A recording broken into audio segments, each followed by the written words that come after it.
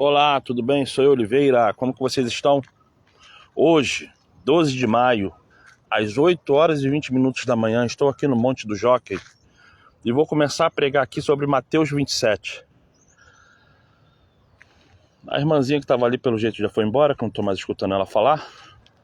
Mas vamos agora começar a falar sobre Mateus 27. Eu estou aqui no Monte do Jockey e, claro, vou virar a câmera aqui.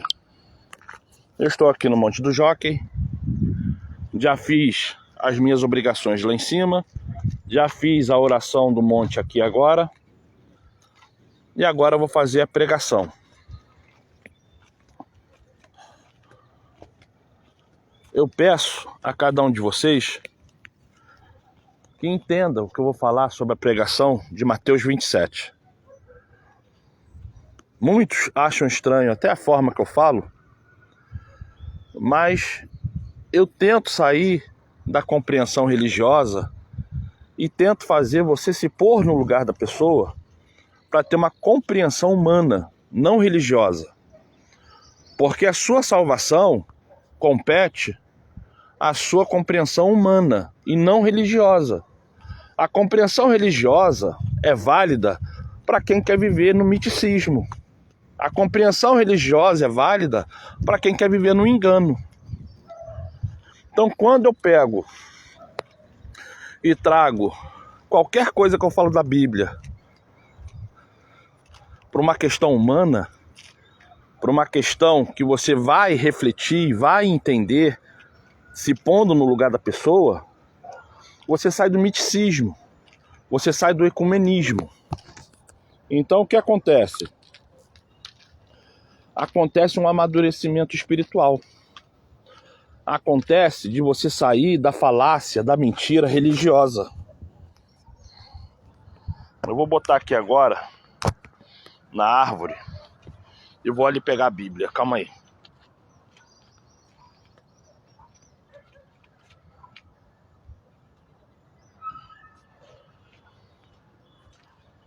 Como todos sabem, aqui é um monte. O meu celular agora está numa árvore. Isso aqui é um declínio, que a gente fica meio assim, né? Mas vamos lá. Vamos orar primeiro? Vamos orar? Vamos orar, para que o Pai venha abençoar. Pai amado, clamo através da Tua graça e através de Salvador, que venha agora me preencher com Teu Espírito Santo e tirar de mim toda visão imunda, satânica. E que eu venha cada vez mais progredir falando em Teu nome e bendizendo aquilo que tem que ser bendito. Peço a Ti, Pai, que não seja eu falando, mas sim Tu. E que através da Tua graça, que através do Teu poder, da Tua vontade, nos abençoe com essa pregação de Mateus 27. Eu te peço, Pai, por favor, não deixe eu vacilar. E me abençoe da mesma forma que eu te peço para abençoar essa pessoa que está me vendo agora e me escutando. Assim seja, eu te peço muito obrigado, assim seja. Vamos lá, já pegou a Bíblia? Mateus 27, já pegou? Vou esperar mais 5 segundinhos. Pega a Bíblia, abre Mateus capítulo 27. Mateus capítulo 27. Eu vou ali e volto. 5 segundinhos.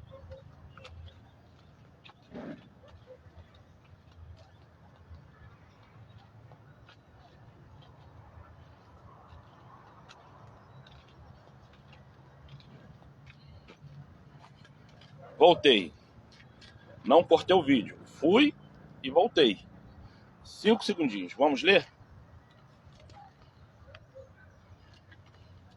A minha Bíblia é a... Deixa eu ver se dá para ver. É a edição corrigida e revisada, fiel ao texto original. Almeida Corrigida, ACF. Tá certo? Então vamos lá.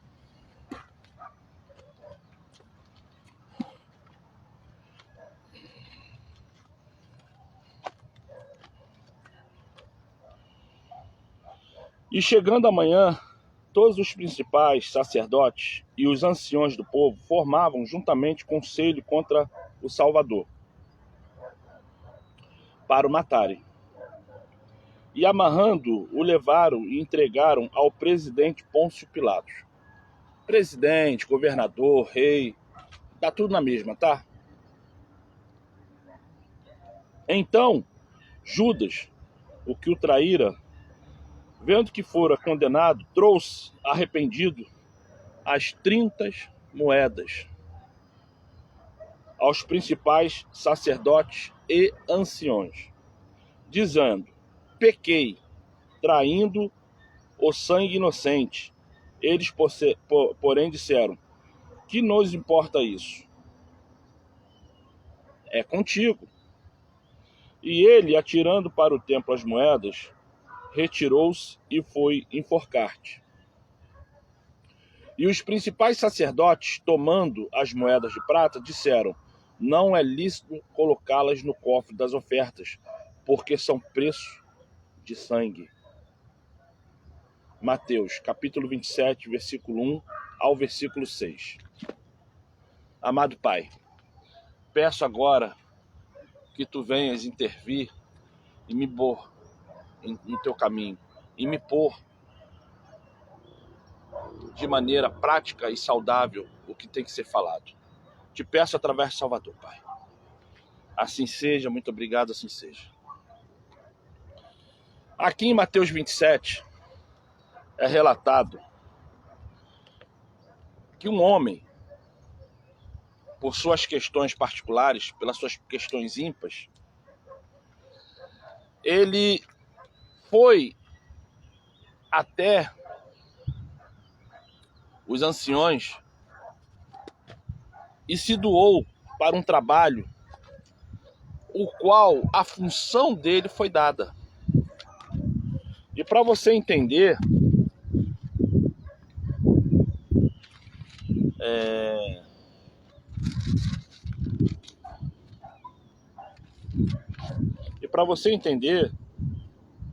aqui está. Mateus capítulo 26, versículo 23. Não, 21, vamos ao 21. E comendo ele disse: em verdade vos digo, que um de vós me há de trair. E eles, entristecendo-se muito, começaram cada um a dizer: porventura sou eu? O engraçado é que quando o Espírito Santo se retira, o diabo ele entra, ele põe dúvidas em nossas cabeças, que somos capazes de querer se justificar, se autoacusando de uma coisa que nem pensávamos em fazer. Porque pensa bem como que essa história é hilária. O Salvador, ele fala assim, ó: bem sei que um de vocês há de me trair. Todos ali eram inocentes, até Judas. Até o Judas era inocente. Porque, na verdade, o traidor só foi cometido, Satanás só teve permissão de entrar no traidor quando Jesus lançou a palavra. O traidor, pela sorte, foi tirado uma sorte. O traidor há de botar a mão junto comigo nesse copo. Depois, de novo, ele falou: o traidor há de pegar o pão. Foi a tirada da sorte e a confirmação. E para vocês entenderem o que eu estou falando, eu vou continuar lendo.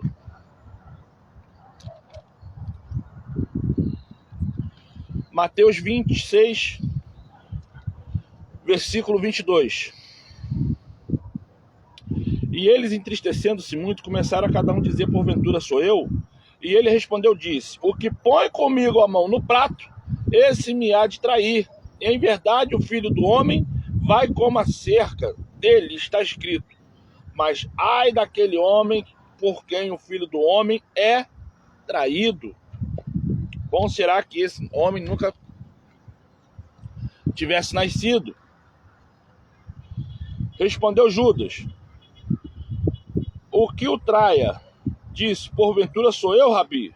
Ele disse: tu o disseste. E quando comiam, Jesus tomou o pão e abençoou, e o partiu e o deu aos discípulos, e disse: tomai, comei, isto é o meu corpo.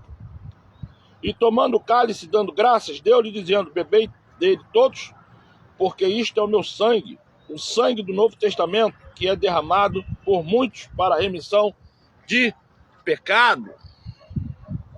Eu digo-vos que desde agora não beberei deste fruto, até que eu venha de novo.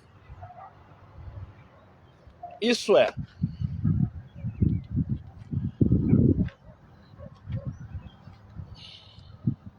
no ato da ceia, o traidor, quando botou a mão ali, ele ainda era inocente, porque até ele perguntou: sou eu? E ele falou: tu o disseste. Foi ali que Satanás entrou na vida de Judas, para Judas ir fazer o que era para ser feito. Satanás, ele não tinha poder de pegar nenhum dos 12. Ele cirandava todos e conversava com Jesus falando: quem é? Quem é? Quem é? E Jesus, por sua vez, por ele não permitir Satanás a tocar nenhum dos 12,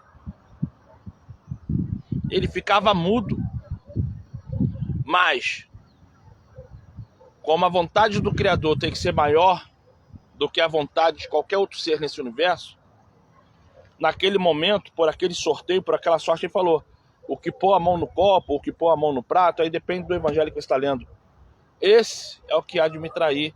E mesmo ele pondo o que relata em Lucas e Marcos, mesmo assim ninguém percebeu quem era. E aqui em Mateus, o próprio Judas falou: sou eu? Porque Judas não tinha o traído. Judas não tinha ambição nenhuma de traí-lo. Mas Satanás entrou e ele fez o que fez.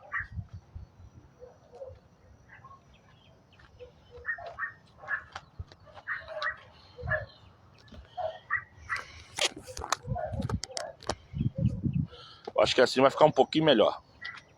Eu vou ficar aqui na frente do sol. E Satanás entrou e fez o que fez.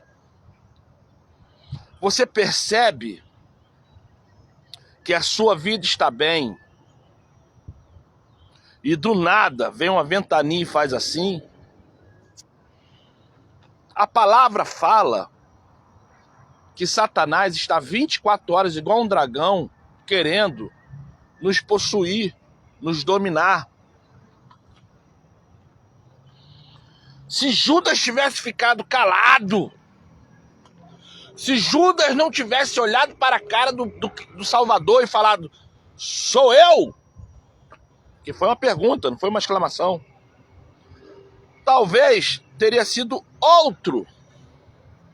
Mas Judas estava ali no meio dos 12 porque a função dele era essa. Judas existia no meio dos 12 porque a função dele era essa.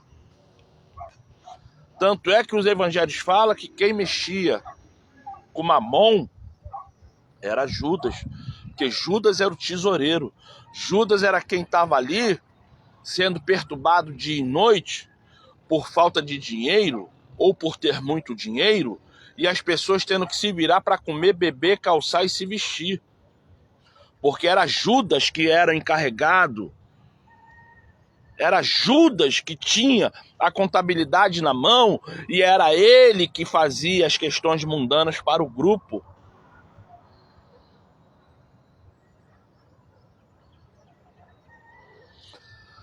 A função do Judas foi mostrar ao grupo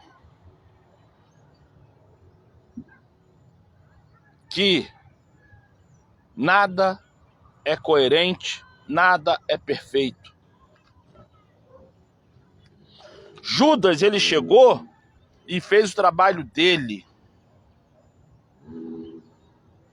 de ir e voltar, de arranjar dinheiro para mantimentos e roupas.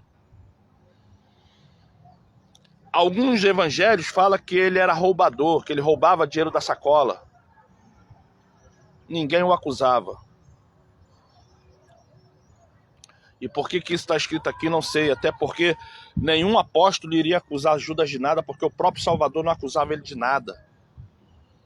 A função de Judas era para aquilo. Era para ele entregar o Salvador. Porque se não fosse Judas, ia ser Tomé. Se não fosse Tomé, ia ser João. Se não fosse João, ia ser Pedro. Se não fosse Pedro, ia ser Tiago. Se não fosse Tiago, seria Barnabé. Enfim,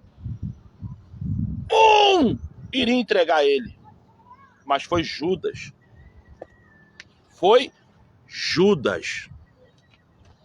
E é isso que você tem que entender. Qual é a sua função no Evangelho hoje? Qual é a sua função no Evangelho hoje? O que você tem se programado para falar que tu é um servo? Qual é a sua função no Evangelho hoje? Se você é um cara, se você é uma mulher que não sai de casa para nada, não procura um monte, não procura ficar ali perto da sua casa evangelizando, não procura pegar seus filhos, seus netos, sua esposa, seu marido, abrir a Bíblia e ensinar. Se você acha que chegar na igreja, sentar o bumbum no banco, ou botar um terninho, uma gravata para ficar servindo de guarda de salão, de faxineiro, isso é alguma coisa? É você e o Espírito Santo. Agora, por que você não se qualifica para você fazer coisas maiores do que ficar dentro de uma igreja acreditando que aquela sua posição dentro da igreja é alguma coisa? Eu sou pastor. E daí que tu é pastor? Quantos homens, quantas mulheres você já impôs a mão e curou? Quantos homens viciados você foi na boca de fumo, impôs a mão e a pessoa largou o fuzil, largou as drogas e se converteu? Então que cargo de pastor é esse que só serve para você estar ali, ó, com o microfone na boca? Quantas vezes você foi ao monte esse ano? Quantas vezes jejuou? O que você tem se qualificado? Qual é a sua qualidade? Você tem se qualificado para o quê? Para quê? No Espírito Santo.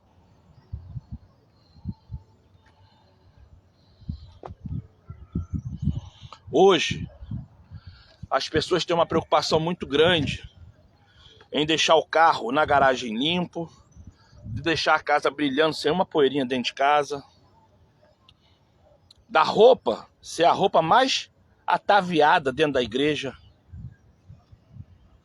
Mas qual é a sua qualidade com o Espírito Santo? Quantas vezes você foi no hospital orar por alguém? Quantas vezes você foi no asilo orar por alguém?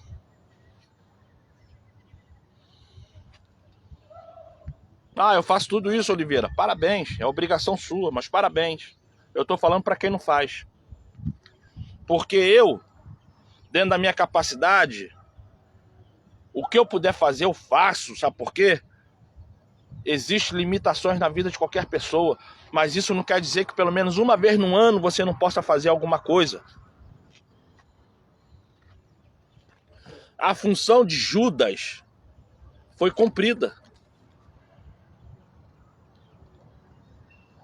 E quando o diabo saiu, porque, entenda, naquele momento que o Salvador foi entregue,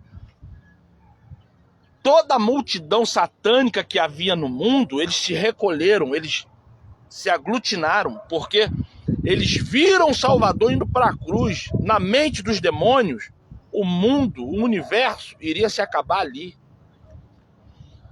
O diabo que estava na vida do Judas saiu. Judas, quando viu o que fez, o arrependimento foi tão grande que, segundo a Escritura, ele se enforcou.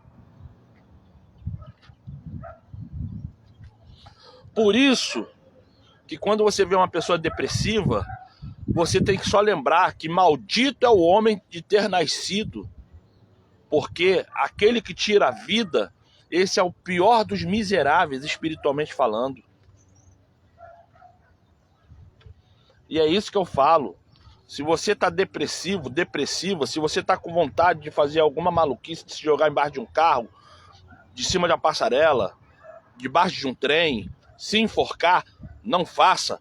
Converse com sua mãe, converse com seu pai, procure um médico, procure uma igreja, faça qualquer coisa, olhe para o sol, pega sol, faça qualquer coisa, mas não se mate.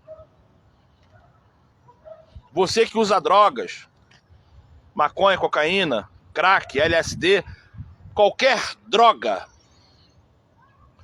fuja dessas amizades que facilita para você usar drogas. Busque ajuda em centros de recuperação, busque ajuda no seio da família. Pare de roubar seu pai, para de roubar sua mãe, para de roubar sua avó, para de roubar comércios. Por quê? Porque quando você for pego, é paulada nas costas, nas pernas e na costela. Se não te matarem, tu nunca mais vai poder andar direito. Isso se não ficar maluco, maluca. Você que tem queda para bebida e depois que bebe, se deita com um homem aqui, se deita com um homem ali, cheira, fuma. Para enquanto é tempo. Para enquanto é tempo. Busca ajuda, ajuda psicológica. Alcoólicos Anônimos. Vai para um centro de tratamento, se interne, mas para. E sabe como é que você vai parar? Quando você parar de andar com essas pessoas que também fumam, cheiram, bebam.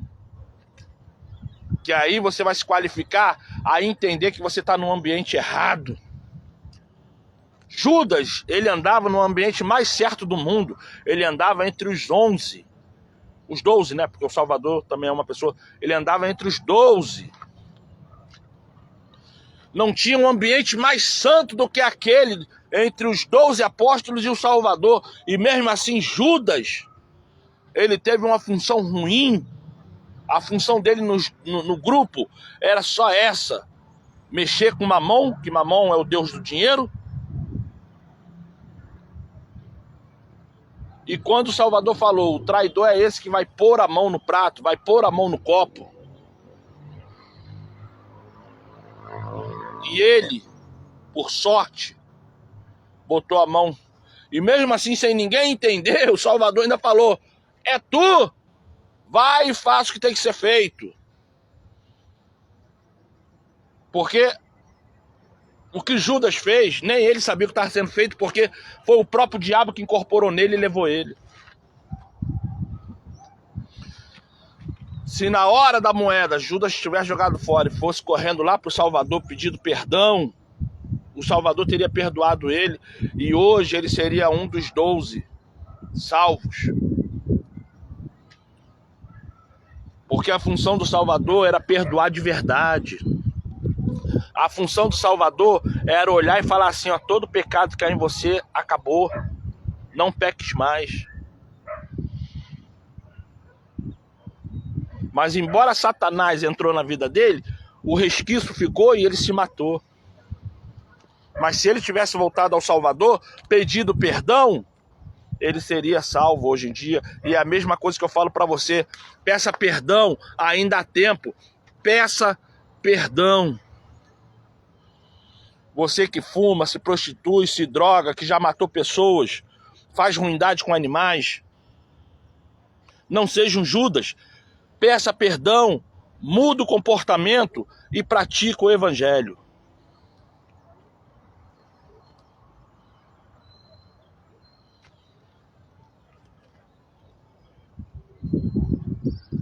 Muitos falam assim, mas Oliveira, como é que pode? Como é que eu faço? Não sei, meu amado, porque eu também não sou dono de mim. Tu acha que eu acordo todo dia com pensamentos de vir ao monte? Você acha que eu acordo todo dia querendo pagar preço, às vezes meio-dia, embaixo de um sol nesse monte? Eu só não venho pra cá quando tá chovendo. Você acha que se eu pudesse escolher, eu viria de carro, de moto, de ônibus, mas eu venho a pé, eu ando 1,5 km para vir, 1,5 km para voltar, e eu fico ali, ó, buscando pelos meus filhos, buscando pelas minhas filhas, buscando pelos meus netos, buscando pela minha saúde, e assim vai. Clamando por pessoas que talvez nem lembrem do meu nome, mas eu lembro o nome da pessoa porque eu conheço e clamo por ela. E é isso que eu falo para você, ainda dá tempo. Volte, peça perdão.